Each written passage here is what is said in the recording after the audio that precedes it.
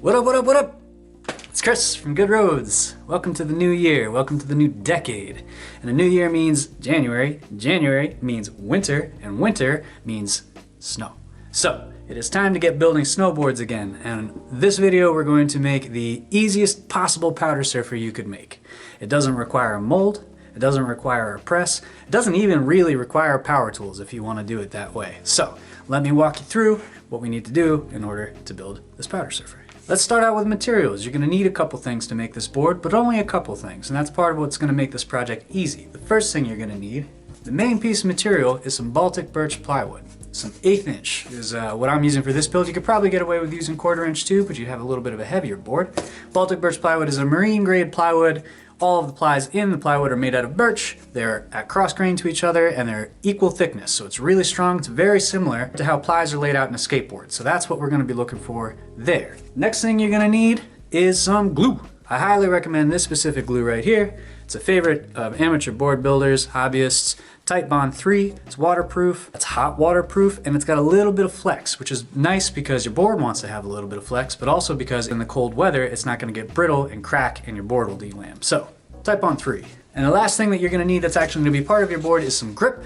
I just got some adhesive backed foam rubber sheets off of Amazon. This is 1/4 inch. I'm gonna build it up to make some concave, but there's also a lot of pre-made power surfer grips out there, and if you feel like stepping up a little bit, and getting something that's purpose made for this, go for it. In addition to materials, you're gonna need some tools. You could really do this a number of ways, and if you've got certain tools, it's gonna be a heck of a lot easier, but the bare minimum is you need something to cut the board out with, so some kind of saw, something to shape the rails and smooth the bottom with, so some kind of abrasive, some planes, some sandpaper. You can get away with just sandpaper, it's just gonna take a little bit more work. And some clamps, which you can, if you've got them, use them, and if not, check out the video we did on how to make an inexpensive press for skateboard, because that has clamps in it that you could retrofit and use for this build as well. There'll be a link to that down. You know what, that whole series is gonna be a super useful reference. It's long form, it's almost like a 101 level class, but we're doing very similar things with this build that we did in that build.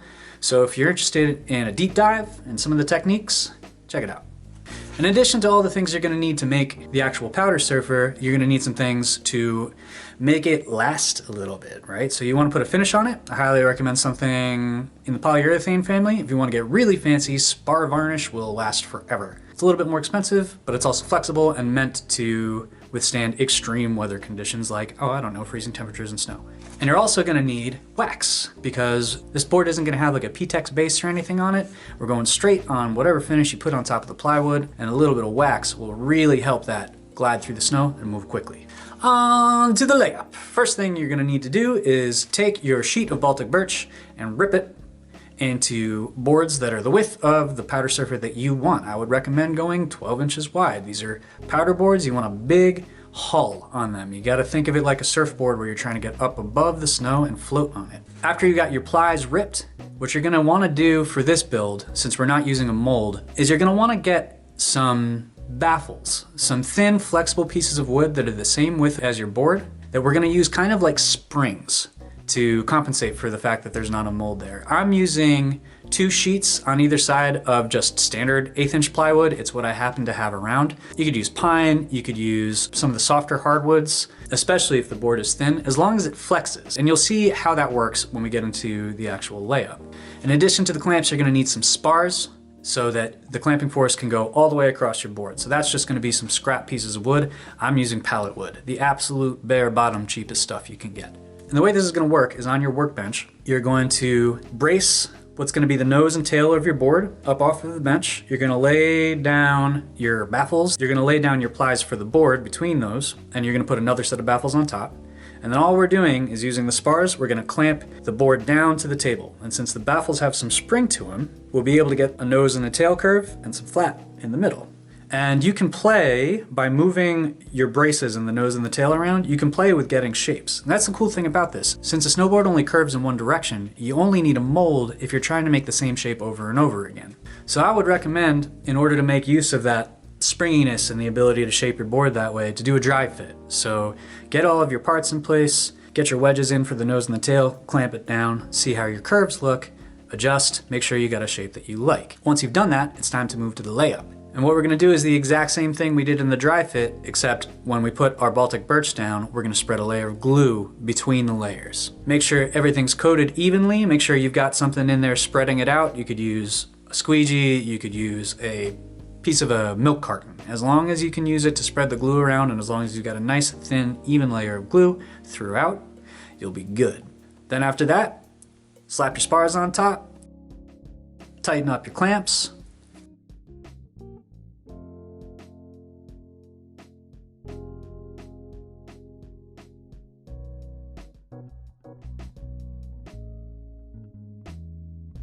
and that's it, you've pressed a snowboard. What we're gonna be looking for to make sure that the press went well is something called drip out. So check your edges of your board. You wanna see that you've squeezed glue out of the seams, and that means that there was enough glue in there, and it's very unlikely that the board's gonna pop apart. Titebond III has got at least an overnight cure time on it, so you wanna let that sit overnight, and if you give it another day or two, it'll keep the curves that you've put in a little better, because that's what's happening here. You've got these layers, and you've put glue between them, and squished them into a curve, and then the glue cures. When you take it out of the clamp, it stays. But it can deflex a little bit. And that's something you want to be thinking about when you're making your shape. The longer you keep the board in the press, the less of your curves you will lose. So let your blank set up overnight. Come back tomorrow. And it's tomorrow. Take your clamps and spars off your table and pop your blank out of your layup. If you did everything right, you'll have some nice curves in the nose and the tail. And the next step is going to be to shape your board. First step of shaping your board is establishing your center line, because we want our board to be symmetrical. Maybe you want it to be asymmetrical, it's still helpful to have a center line. So make sure that you measure in from both sides, and you've got a line going straight down the middle of your board. We're gonna use that line as a reference point for a template. And this is as far as I found the best way to make something symmetrical. You don't make a template of both sides, you make a template of one side and trace it twice. So get a big sheet of paper or tape some small sheets of paper together or use some cardboard, whatever you have handy. We're gonna do a lot of work to tune this up after everything has gotten cut out, so you don't need to be super precise. But draw your shape out, trace out your template, cut out your template, line it up with your center line. You can tack it down with some tape to make sure it doesn't wiggle around as you're tracing, and trace around the template on one side of the board. Flip your template over and trace it around on the other side of the board. Now you've got your shape transferred to your blank, and the next step is to cut it out. So, what can you use to cut out a board? Well, you could start with a jigsaw. That's a really helpful one. Bandsaw will work well too. That'll make quick work of these, especially if you're using a narrow blade and you can get around the curves really easily. But Chris, I don't have a jigsaw or a bandsaw. Holmes, I got you. You can also use hand saws. And if you've got curved shapes and you're worried about cutting straight lines, you can make those curves out of a series of straight cuts.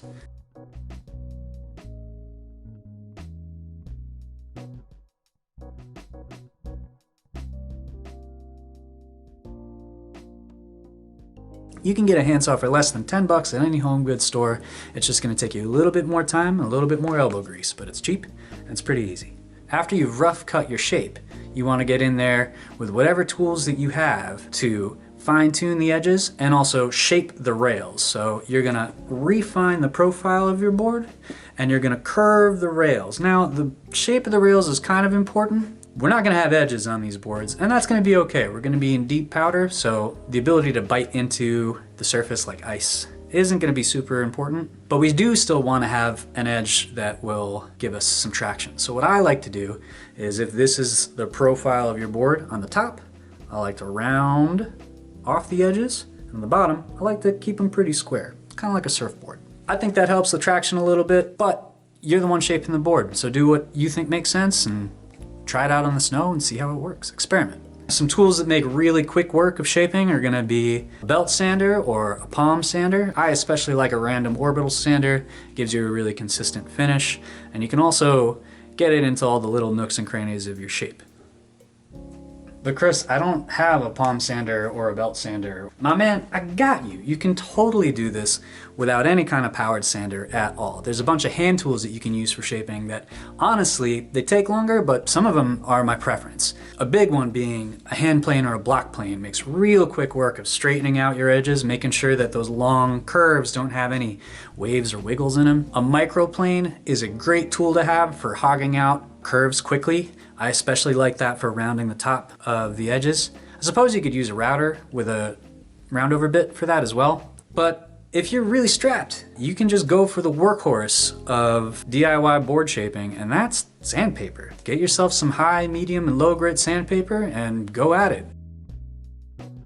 Again, it's gonna take a little while, it's gonna be a little bit of elbow grease, it's really good cardio, and you'll feel it afterwards. Switch off hands so you don't end up with one banger and one noodle.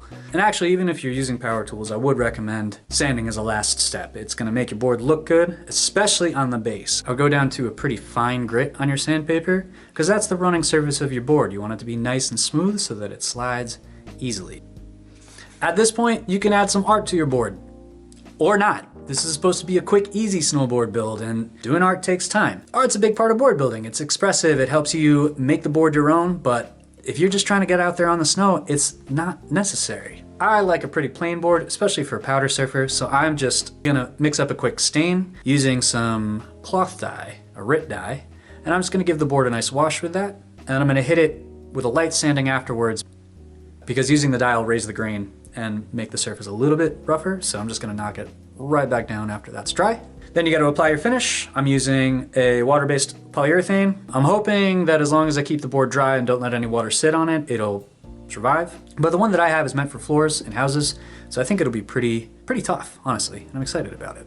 Once you've done that, you have made a powder surfer, which is cool. And the next thing that you need to do is get it ready to ride. Step one of preparing your powder surfer to get out into the snow is waxing the base. So you need to get yourself something hot to melt the wax and some wax. Don't you dare. Your mom would be so mad at me. Please don't do that. An iron is a great way to melt the wax to cover the bottom of your board, but doing so will ruin your iron for any normal iron usages. So get yourself to a thrift shop or go on eBay, get yourself a cheap beat up iron if you're looking to save money. And also, if you can manage, try to get some real snowboard wax. Unlike waxes you might find around the house like a candle or if you've got skate wax, snowboard wax is meant to stay slippery against snow in the cold. That last part is pretty important, I think. And if you got a little money to throw around, I would suggest getting an actual snowboard tune-up kit. It'll very often come with an iron that's meant for waxing boards, skis, powder surfers, along with wax and a whole bunch of other tools that you can use to make sure the wax coating on your base is nice and smooth and slippery. So get that base nice and even, and then once your board is waxed, the only thing left to do is grip it. Because we're going this really inexpensive DIY route, I'm using this 1/4 inch adhesive backed foam rubber off of Amazon. I'll have a link for it down below along with all the other materials. But it's flat and it's thin. So what I'm gonna do is stack up layers of it to build up some concave so that we've got some nice geometry under our feet and our board won't slip off our feet. Yeah, you know what I'm talking about.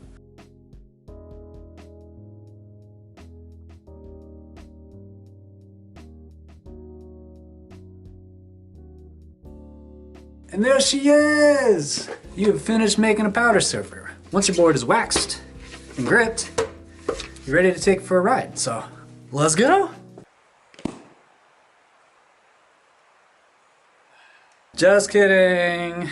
This has been such a bad year for getting days in. Well, hopefully, wherever you are, the conditions are a little bit better so that you can build yourself this powder surfer and get out there and enjoy it. Once again, I will be providing links to all of the materials I used in this build down below. You can get them all on Amazon. One note about that is you can get larger sheets of Baltic Birch than the one that I've listed there, but I have not figured out how to get it on Amazon. You usually have to get it from a lumber yard. So if you want a taller or wider powder surfer, do a little digging. Those aren't affiliated links or anything. That's just the stuff that I used for my build, and I figured I would try to make it easier for you guys to find, lower that barrier to entry, get you guys building. I gotta shout out Ilari Corco. I hope I'm pronouncing that right. They pointed out that even though I've got a lot of powder surfer content on the channel, I haven't actually showed how to press one yet. So if you found this video useful and helpful and you liked it, first of all, thank them. And then follow that right up with a like. Leave a comment down below if you got something interesting to say, you got questions. I try to answer as many questions as possible. And hit subscribe to show your support and so that you can catch future projects. We're gonna be doing a lot more snowboarding projects this winter. I wanted to mention too that I got an Instagram started now for the channel. Trying to put board related content up there, work in progress. So check that out if you're interested in some behind the scenes stuff or in getting a little taste of what's coming on the channel before it gets to the channel. All that said, I hope you liked the video. I hope it inspired you. I hope it made it easy for you to get out there and make boards. Please do that. Have fun. Let me know if you do. And until next time, I'll see you soon.